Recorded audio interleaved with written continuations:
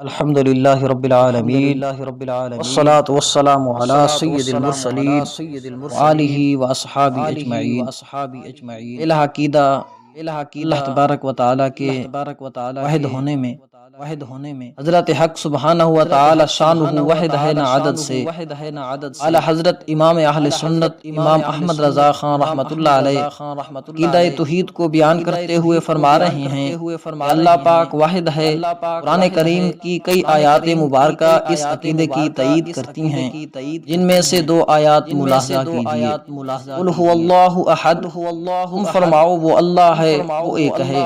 وَإِلَٰهُكُمْ إِلَٰهٌ وَاحِدٌ لا الہ الا ہوا، اور تمہارا معبود ایک معبود ہے، اس کے سوا کوئی معبود نہیں۔ یاد رہے اللہ پاک گنتی اور ہندسے والا ایک نہیں ہے، بلکہ اس سے تنہا یکتا واحد مراد ہے، جسے وحد حقیقی کہتے ہیں، نہ کہ وہ ایک جو دو کا عہدہ ہوتا ہے۔ قرآن کریم میں اللہ پاک کی وحدانیت یعنی اس کے ایک ہونے کی قطعی مگر عام فہم دلیل یہ بیان کی گئی ہے۔ اگر آسمان و زمین میں اللہ کے سوا اور خدا ہوتے تو ضرور وہ تباہ ہو جاتے۔ اس آیت مبارکہ کے مفہوم کو یوں سمجھیے، بالفرض اگر کائنات کے دو خدا ہوتے، ان میں ایک کا دوسرے سے ٹکراؤ لازمی ہوتا، جیسے ان میں سے ایک ارادہ کرتا کہ فلاں چیز حرکت کرے اور دوسرا ارادہ کرتا کہ وہ ساکن رہے یعنی کہ حرکت نہ کرے۔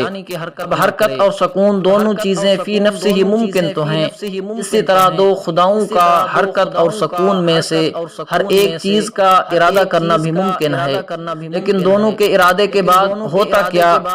اگر ان کے ارادوں کے مطابق حرکت اور سکون دونوں چیزیں واقع ہوں تو اس طرح دو متضاد چیزوں کا جمع ہونا لازم آئے گا، اور اگر حرکت و سکون دونوں واقع نہ ہوں تو ان خداؤں کا عاجز ہونا لازم آئے گا، اور اگر ایک واقع ہو دوسری نہ ہو دونوں میں سے ایک خدا کا عاجز ہونا لازم آئے گا، اور جو عاجز ہے وہ خدا نہیں ہو سکتا، کیونکہ عاجز ہونا محتاجی اور نقص ہے جو کہ واجب الوجود ہونے کے منافی ہے۔ ثابت ہوا کہ دو خدا ہونا ہی محال ہے۔ اسی بات کو سورج کے طلوع اور غروب کی مثال سے بھی سمجھا جا سکتا ہے۔ خالق ہے نہ علت سے۔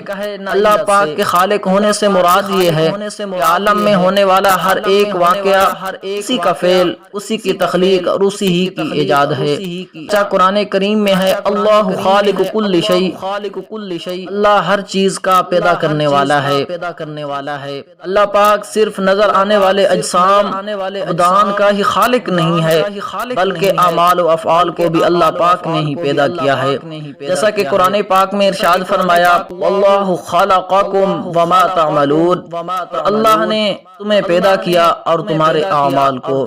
یہاں یہ بات ہرگز نہیں کہی جا سکتی جس طرح ہمارے کام علت اور سبب کے محتاج ہوتے ہیں، اسی طرح اللہ پاک کے افعال بھی علت و سبب کے محتاج ہیں۔ معاذ اللہ، اسی سوال کا جواب دیتے ہوئے اعلی حضرت رحمت اللہ علیہ نے ارشاد فرمایا نہ علت سے، یعنی اللہ پاک نے علت اور سبب پیدا ضرور فرمائے ہیں مگر ہمارا رب علت و سبب کا محتاج نہیں ہے۔ مثلا اللہ پاک نے آنکھ کو دیکھنے کے لیے پیدا کیا، کان کو سننے کے لیے، آگ کو جلانے کے لیے اور پانی کو پیاس بجھانے کے لیے پیدا کیا ہے۔ ان میں دیکھنا، سننا، جلانا اور پیاس بجھانا علتیں اور اسباب ہیں، لیکن اللہ پاک چاہے تو آنکھ سنے، کان دیکھے، آگ پیاس بجھائے اور پانی جلائے، بلکہ اگر وہ چاہے تو بغیر علت و سبب کے وجود بخش دے، جیسے حضرت آدم علیہ السلام اور حضرت حوا رضی اللہ تعالی عنہا کو بغیر والدین کے اور حضرت عیسیٰ علیہ السلام کو بغیر والد کے پیدا کیا۔ فعال ہے نہ جوارے سے، اللہ پاک جو چاہتا ہے کرتا ہے۔ قرآن پاک میں ہے فعال لما یرید، ہمیشہ جو چاہے کرنے والا۔